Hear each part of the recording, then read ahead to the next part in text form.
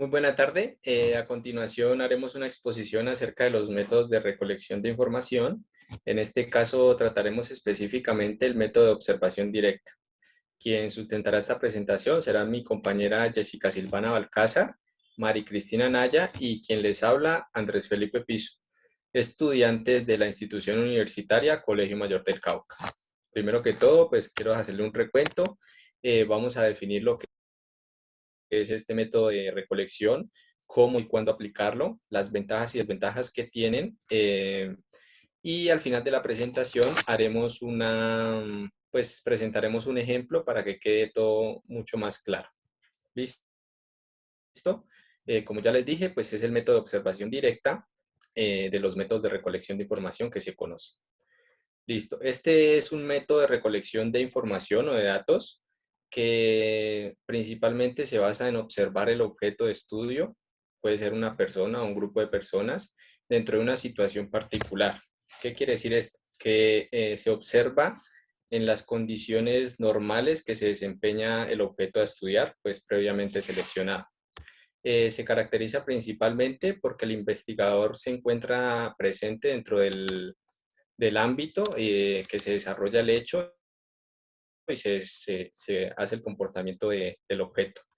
Cabe resaltar que el observador en ningún momento puede intervenir, ni de manera física, ni psicológica, ni emocional para afectar pues, el desarrollo de los hechos que realice el objeto, ni alterar pues, tampoco el ambiente de donde se desarrolla.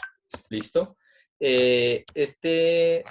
Este método de investigación de recolección es recomendado utilizarlo en estudios donde se va a evaluar el comportamiento como tal. ¿Listo?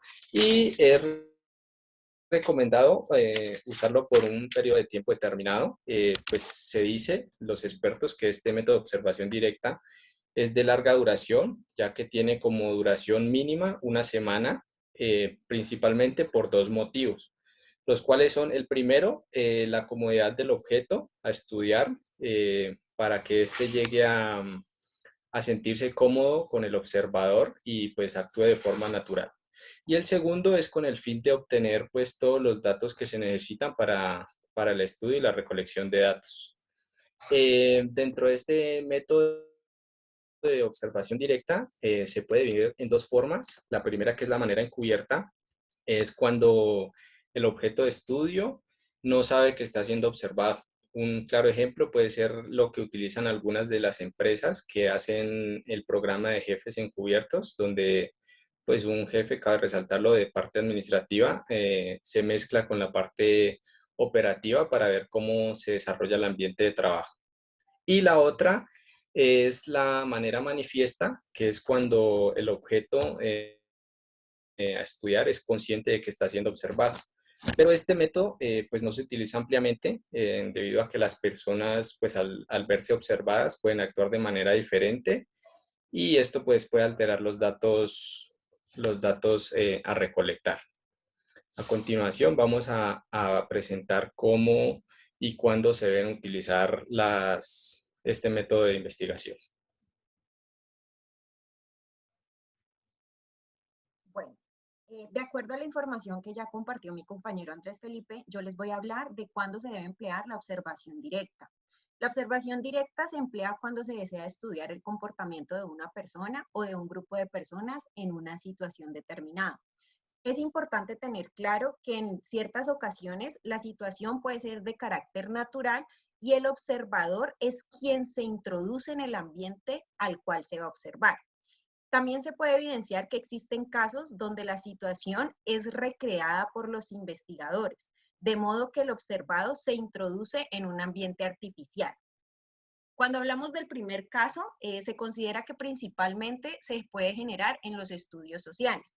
Uno de estos ejemplos sería el análisis del comportamiento de los estudiantes de secundaria, con el fin de hallar algunas conclusiones de desarrollo psicológico, de desarrollo social e inclusive del desarrollo académico. En el segundo caso, podemos decir que se da más que todo en estudios comerciales. Por ejemplo, cuando se desea lanzar un producto nuevo al mercado y se hace una observación directa del mismo, ¿Esto qué nos va a permitir? Establecer la reacción de la población ante dicho producto.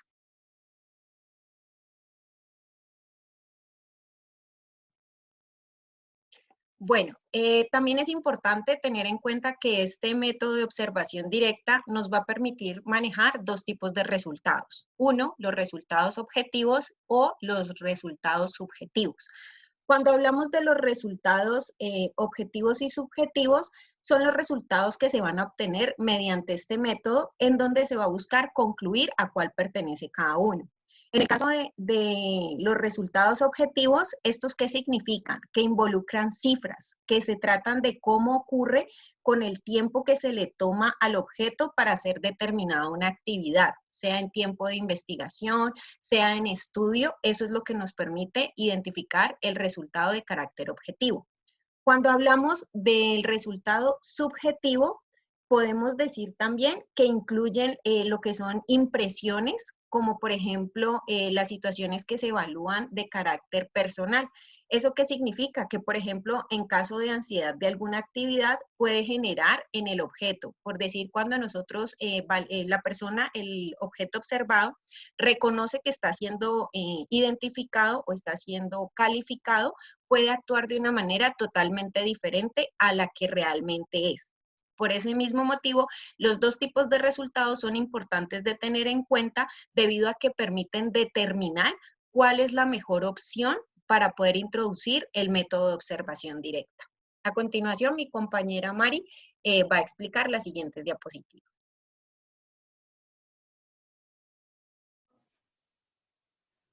En este momento, pues les voy a hablar sobre el tema de ventajas y desventajas del método de observación directa. Una de las ventajas que tiene el método de observación directa es que este estudio se realiza en el momento que ocurren los hechos y sin intermediarios. La información que se obtiene depende de los sujetos de estudio. Es independiente de la persona para suministrarla. Se puede analizar los sucesos dentro de su totalidad o contexto. No depende de obras, autores u otras publicaciones.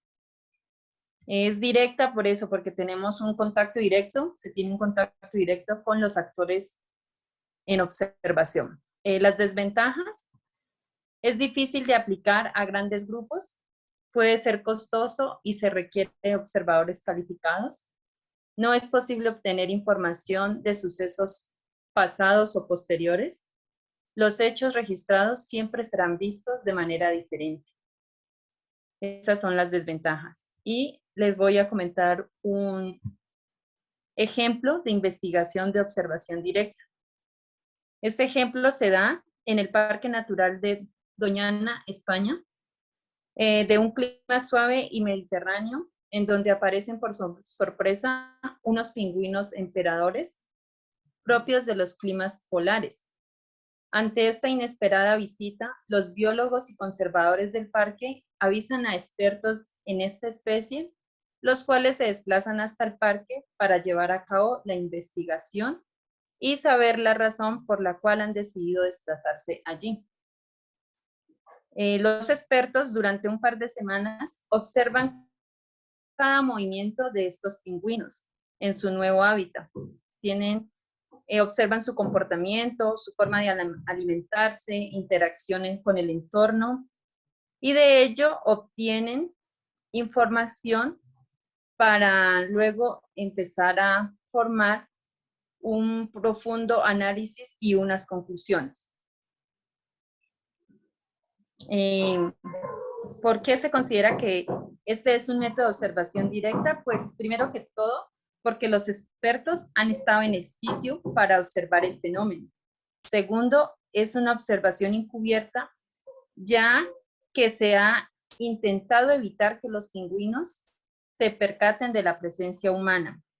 Tercero, ha sido larga porque se ha observado por un par de semanas a estos pingüinos para saber su forma de actuar y llegar a la conclusión de por qué están en esta nueva hábitat.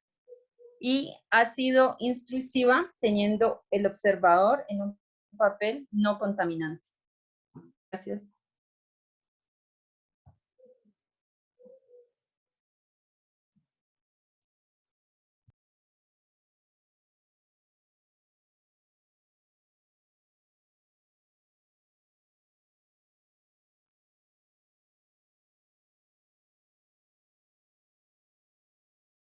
Bueno, de acuerdo a toda la información que hemos planteado en esta presentación, queremos dejar claro cuál es el método de observación directa, bajo qué modalidades se puede aplicar, su definición, claro está, y a través del ejemplo que nos explicó Mari, poder entender claramente en qué momento se puede hacer uso del mismo.